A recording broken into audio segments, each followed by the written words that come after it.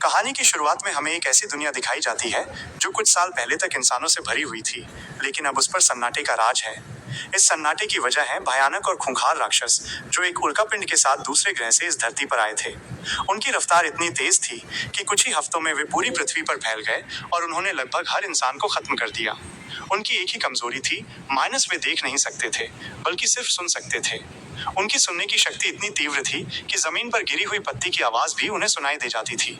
यही वजह थी कि जो लोग बच गए थे वे पूरी तरह से शांत रहकर जीवन बिता रहे थे। इसी भयानक दुनिया में एक छोटे से खेत में राजू और उसकी पत्नी रीना अपने 3 बच्चों के साथ रहते थे। राजू एक इंजीनियर था और उसने अपनी और अपने परिवार की सुरक्षा के लिए कई तरह के आविष्कार किए थे। उनके घर के चारों ओर सीसीटीवी कैमरे लगे हुए थे ताकि किसी भी राक्षस की आहट मिलने पर उन्हें तुरंत पता चल जाए। घर के अंदर उन्होंने सीढ़ियों पर एक खास तरह की नरम मिट्टी बिछाई थी और उस पर निशान लगाए थे ताकि उनके कदमों की आहट भी राक्षसों तक न पहुंचे। रीना ने घर के नीचे एक बड़ा सा अंडरग्राउंड बंकर बनाया था जो उनका सुरक्षित ठिकाना था। इस बंकर में वे राक्षसों के बारे में रिसर्च करते थे और उनके बर्ताव को समझने की कोशिश करते थे। उन्हें पता चल गया था कि उनके इलाके में कम से कम 3 राक्षस मौजूद हैं और वे उनकी कमजोरियों को खोजने में लगे थे। राजू लगातार रेडियो पर मदद के लिए सिग्नल भेजता था, लेकिन हर बार उसे सन्नाटा ही मिलता था। इस मुश्किल समय में भी परिवार के लिए एक नई खुशी आने वाली थी। माइनस रीना गर्भवती थी और कुछ ही महीनों में बच्चे को जन्म देने वाली थी। राजू ने सोचा कि बच्चे के जन्म के बाद उसका रोना उनकी जान को खतरे में डाल सकता है, इसलिए उसने एक साउंड प्रूफ बॉक्स बनाया था। उसका प्लान था कि जब भी बच्चा रोएगा वे उसके मुंह पर ऑक्सीजन मास्क लगाकर उसे उस बॉक्स में बंद कर देंगे ताकि उसकी आवाज बाहर ना जा सके। परिवार में एक और सदस्य थी, राजू की सबसे बड़ी बेटी चिंकी। वो सुन नहीं सकती थी और ये उनके लिए एक बड़ी मुसीबत बन सकती थी। अगर वो अनजाने में शोर करती तो उनका पूरा परिवार खतरे में पड़ सकता था। राजू ने अपनी बेटी के लिए एक खास सुनने वाली मशीन बनाई थी जो बहुत ही संवेदनशील थी। मशीन देते हुए राजू ने कहा, ये मशीन तुम्हारे कानों को आवाजें सुनाएगी, लेकिन ये एक हथियार भी है। इसका इस्तेमाल बहुत सावधानी से करना। चिंकी ने पहले तो मशीन को गुस्से में फेंक दिया, क्योंकि उसके पिता ने पहले भी कई ऐसी मशीनें बनाई थीं जो काम नहीं कर पाई थीं। लेकिन जब उसने उसे उठाकर चलाया तो उसके कानों में पहली बार आवाजें आईं।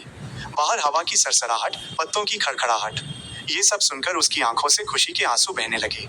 इस खुशी के बीच उसे अपने छोटे भाई की भी याद आ गई, जिसकी मौत 1 साल पहले हो गई थी। वो आज भी खुद को उस मौत का जिम्मेदार मानती थी, क्योंकि उसने अपने भाई को एक खिलौना रॉकेट दिया था जिसकी वजह से शोर हुआ और राक्षस ने उसे मार डाला था। गलतफहमियां और नया खतरा।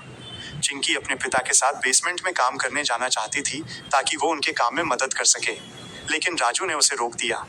वो अब भी उस पर भरोसा नहीं कर पाता था, क्योंकि उसे डर था कि कहीं वो बेसमेंट में रखे माइक्रोफोन, रेडियो या किसी और संवेदनशील उपकरण को न छू दे, जिससे आवाज हो सकती थी और उनकी जान को खतरा हो सकता था। चिंकी को यह सुनकर बहुत बुरा लगा, लेकिन वो कुछ कह नहीं पाई। अगले दिन राजू और उसका बेटा मछली पकड़ने के लिए पहाड़ी के उस पार गए।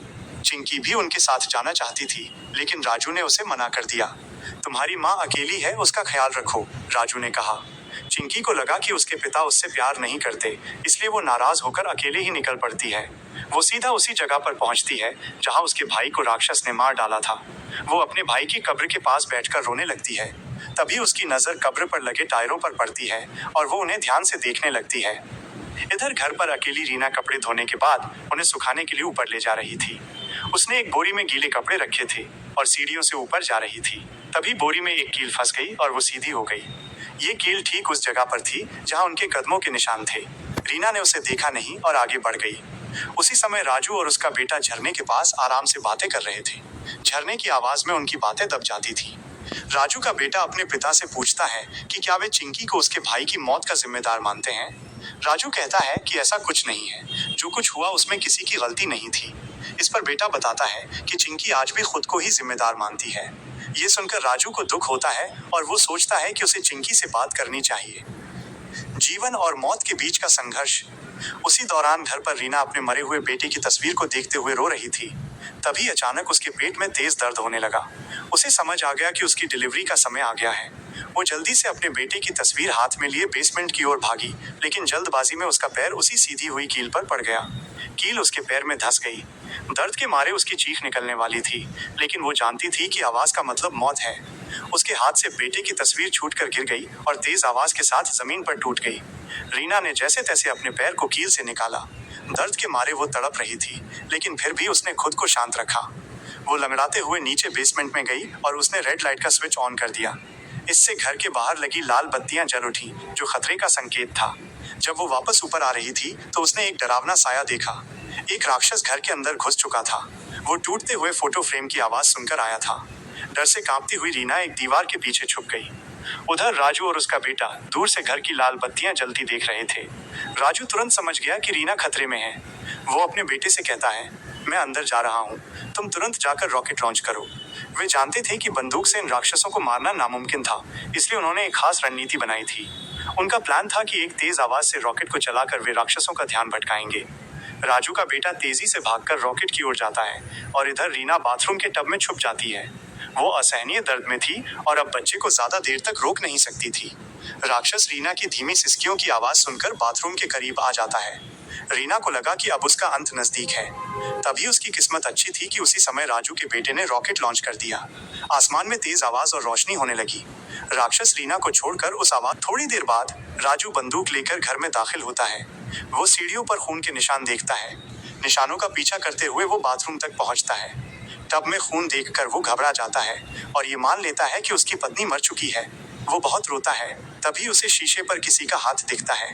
वो रीना थी। उसने उस दर्द को सहते हुए अकेले ही बच्चे को जन्म दिया था। राजू उसे जिंदा देखकर बहुत खुश होता है और राहत की सांस लेता है। इससे पहले कि नवजात बच्चा रोना शुरू करता, राजू जल्दी से उसे और रीना को लेकर अंडरग्राउंड बंकर में जाता है, जहां बच्चे के लिए साउंड प्रूफ बॉक्स रखा था। लेकिन वे बॉक्स तक पहुंचने से पहले ही बच्चा रोने लगता है। उसकी आवाज सुनकर राक्षस उनकी ओर भागने लगता है। राजू जल्दी से बंकर के अंदर घुसता है और दरवाजे को एक भारी सामान से बंद कर देता है। फिर वो बच्चे के मुंह पर ऑक्सीजन मास्क लगाकर उसे बॉक्स में बंद कर देता है। रोने की आवाज बंद हो जाती है और वे सुरक्षित महसूस करते हैं। राजू रीना से कहता है, मैंने अब राक्षसों की कमजोरी अच्छी तरह जान ली है और मैं बहुत जल्द ही उनके लिए एक हथियार बनाने वाला हूँ। इधर चिंकी घर की ओर लौट रही थी। उसने दूर से रॉकेट की रोशनी देखी थी। तभी उसे एक जलती हुई बत्ती नजर आती है। वो उसकी तरफ जाती है। तभी उसके पीछे से एक राक्षस आता है, जो उसके कदमों की आहट सुन लेता है। जैसे ही वो चिंकी पर हमला करने आता है, चिंकी के कान की मशीन से एक बहुत तेज तीखी आवाज निकलती है। ये आवाज इतनी तेज थी कि राक्षस तड़पने लगता है, जैसे उसके कान फट रहे हों। राक्षस उस आवाज को बर्दाश्त नहीं कर पाता और वहां से भाग जाता है। चिंकी को भी उस आवाज से दर्द हो रहा था।